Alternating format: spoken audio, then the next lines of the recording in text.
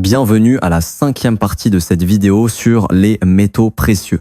Les métaux précieux, je vais les trader aussi, mais je vais les trader uniquement en cas de crise, de risk-off en particulier. On reviendra sur cette notion après. En cas de crainte de guerre, par exemple, quand il y avait la guerre Ukraine-Russie, j'ai tradé le gold. Quand il y avait des craintes de faillite bancaire, j'ai tradé le gold à l'achat. Quand Trump a été élu, j'ai tradé le gold en vente. Parce que ça amène l'inverse, ça amène beaucoup d'euphorie sur les marchés et donc pas de raison de voir la valeur refuge demandée. Baisse de la demande égale baisse du prix. C'est toujours ce même mécanisme-là. Une fois que vous comprenez les notions de risk-on et de risk-off dont on va parler après, vous pouvez exploiter un marché ou l'autre de manière exceptionnelle, mais de manière quotidienne. Je ne pouvais pas trader en même temps le forex et en même temps le gold.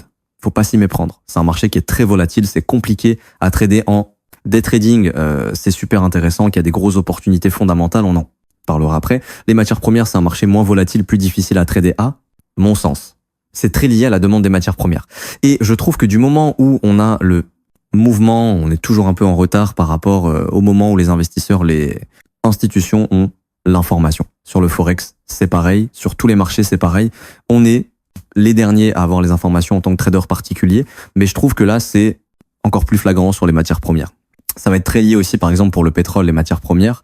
Vous allez avoir le pétrole, le blé, le gaz, le maïs, le café, toutes ces valeurs-là, le cuivre. Les matières premières, ça va être très lié pour le pétrole, par exemple, à la demande de pétrole qui est très liée aux décisions de l'OPEP. Le souci, c'est que c'est l'OPEP qui fait la pluie et le beau temps sur le marché du pétrole. Et donc, quand l'OPEP décide d'augmenter sa production, vous allez avoir plus de barils disponibles. Et donc, quand l'OPEP décide d'augmenter la production, forcément, il y a une baisse de la valeur parce que le pétrole est moins rare. Quand l'OPEP décide au contraire de couper la production, le pétrole va avoir tendance à monter. Pourquoi ? Parce que forcément, le pétrole se fait plus rare et donc il faudra débourser plus d'argent pour obtenir la même quantité de pétrole. Je trouve ça plus difficile à trader parce que c'est souvent plus plat. En intraday, ça bouge moins. Bien. Pour du trading vraiment intraday ou les différents styles de trading, on va parler juste. Après ça, je trouve que le forex et les indices sont les meilleurs marchés. Ensuite, les métaux précieux, c'est intéressant, mais c'est plus compliqué à trader à mon sens, plutôt en cas des risques on ou risques off particuliers. On reviendra sur ces notions. Les matières premières, difficiles à trader, intéressant si vous êtes un trader de plus long terme. Les cryptos, pour moi, en intraday, dans l'objectif de prendre des trades régulièrement tous les jours ou presque, de prendre des positions de court terme, c'est très compliqué parce que il y a des gros mouvements de volatilité, des grosses chasses.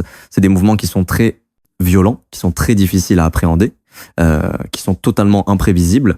Les cryptos, pour moi, c'est une bonne classe d'actifs pour investir. Et en fait, c'est aussi pour ça que j'adore le forex. J'ai une règle, c'est ne pas trader ce dans quoi j'investis, parce que quand j'investis, par exemple, j'investis dans les indices, j'investis dans les actions, j'investis dans les métaux précieux et j'investis dans les cryptos. Si j'investis et en même temps je trade, il y a l'un qui va impacter l'autre. Les convictions d'investissement vont impacter mon billet trading. Si j'investis dans les indices, c'est que je crois dans les indices.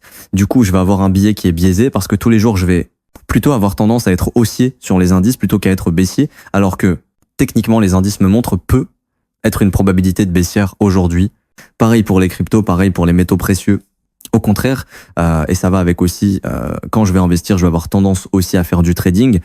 Je vais avoir tendance aussi à voir une opportunité de marché et ça va modifier ma stratégie d'investissement. Parce que l'investissement, c'est du plus long terme et le trading, c'est du court terme. Le pire que vous puissiez faire avec vos investissements, c'est de les déboucler trop rapidement. Vous êtes là pour le long terme. Le souci quand vous tradez, quand vous êtes actif en trading sur ces marchés, c'est de vouloir faire des coups plus rapides, acheter, vendre plus rapidement. Et ça va tuer la rentabilité de vos investissements de long terme parce que vous allez rentrer, sortir. Déjà, ça va vous faire beaucoup de frais. Et en plus, pour les investissements, rien ne bat la durée que vous allez passer sur le marché. Trader pour un investissement, ça ne sert à rien. Le tout, c'est de rester et d'y rester longtemps. Du coup, pour ne pas être biaisé, je préfère trader Forex comme c'est le marché sur lequel j'ai le plus d'expérience, c'est le marché qui va bouger le plus facilement à mon sens. Comme c'est un marché qui va être facile à trader, parce que vous avez cette notion de paire de devises et donc de demande d'une devise contre celle d'une autre devise, et aussi comme c'est un marché dans lequel je n'investis pas, ça fait que je ne suis pas biaisé et donc je suis plus objectif, plus performant et ça me permet d'être actif finalement sur quasiment tous les marchés. Je m'occupe très peu des matières premières en réalité et ça me permet d'être actif sur tous les marchés mais avec des stratégies différentes. Pour mon trading pur et dur, c'est le forex. Pour mes investissements, ça va être les indices, les actions, les métaux précieux et les cryptos. Donc c'est important aussi si vous avez des stratégies d'investissement de plus long terme et une vision de plus long terme de penser à ça parce que vous allez vous biaiser sinon. Vous allez avoir un processus de pensée qui va vous bloquer, qui va influencer votre décision, qui va influencer la direction que votre aide va prendre en tout cas la direction des positions que vous allez prendre, et ça c'est compliqué. Donc, choisir un marché, s'y tenir et si possible ne pas avoir de conflit d'intérêt avec vos investissements. Je m'arrête ici, j'espère que ça vous aura plu. Si c'est le cas, n'oubliez pas de bombarder les pouces bleus, de vous abonner et de mettre les petits commentaires. Merci énormément à ceux qui jouent le jeu.